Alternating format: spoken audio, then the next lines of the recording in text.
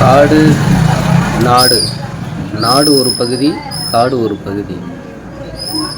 இந்த காட்டுக்குள்ளே எவ்வளவோ உயிரினங்கள் உயிர் வாழுது. சிங்கம், புலி, சிறுத்தை, யானை, ஊர்வன பிராணிகள், பாம்புக, பூச்சிங்க, பறவை இனங்கள் எல்லாமே வாழுது. எல்லாத்துக்குமே ஒரு ஒரு தனிப்பட்ட தகுதிகள் இருக்குது, குணங்கள் இருக்குது.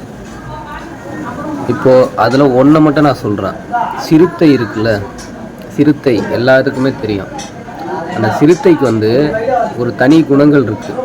அது எப்படின்னு பார்த்தீங்கன்னு வச்சிங்களேன், வேகமாக ஓடும். அந்த அளவுக்கு யாராலையுமே ஓட முடியாது.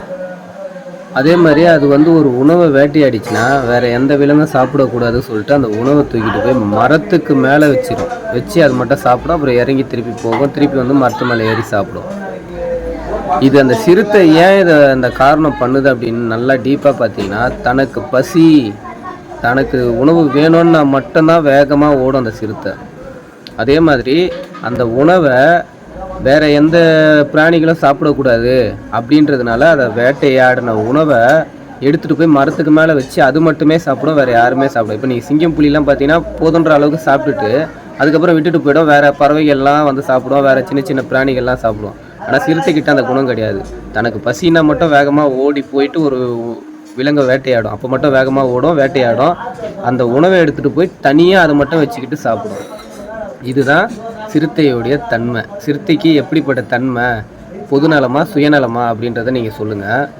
அதே மாதிரி காடு, நாடு அப்படின்னு ஃபஸ்ட்டு சொன்னேன். காட்டுக்குள்ளே இந்த மாதிரி ஒரு விலங்கு சுயநலமாக இருக்குன்னு நான் நினைக்கிறேன். ஓகேவா? அதே மாதிரி நாட்டுக்குள்ளேயும் நிறைய பேர் சுயநலமாக இருக்காங்க. தனக்கு ஒன்றுனா மட்டும்தான் ஓடுவாங்க. தனக்கு ஒன்றுனா மட்டும் ஓடுவாங்க. தனக்கு தேவையானதை மட்டும் எடுத்துகிட்டு போய் தனியாக வச்சுக்கிட்டு அவங்களே சந்தோஷமாக படுவாங்க. அவங்க சாப்பிட்றது மட்டும் தனியாக அவங்க எடுத்து வச்சுப்பாங்க. சில பதவிகள் தனியாக அவங்க அனுபவிப்பாங்க. சில சொத்துக்கள் தனியாக அவங்க அனுபவிப்பாங்க. எல்லாமே அவங்களுக்குன்றது தனியாக பார்ப்பாங்க. அந்த சிறுத்தைக்கும் இங்கே இருக்க சுயநலவாதி மனிதர்களுக்கும் ஒத்துமையாக இருக்குல்ல சில விஷயம். எனக்கு தோணுச்சு, நான் அது உங்களுக்கு சொல்கிறேன். உங்களுக்கு ஓகே தோணுது உங்களுக்கும் அப்படின்னா நீங்கள் சொல்லுங்கள். தப்பாக இருந்தாலும் சொல்லுங்கள். அடுத்த விலங்கை பற்றி நம்ம அப்புறம் பார்ப்போம்.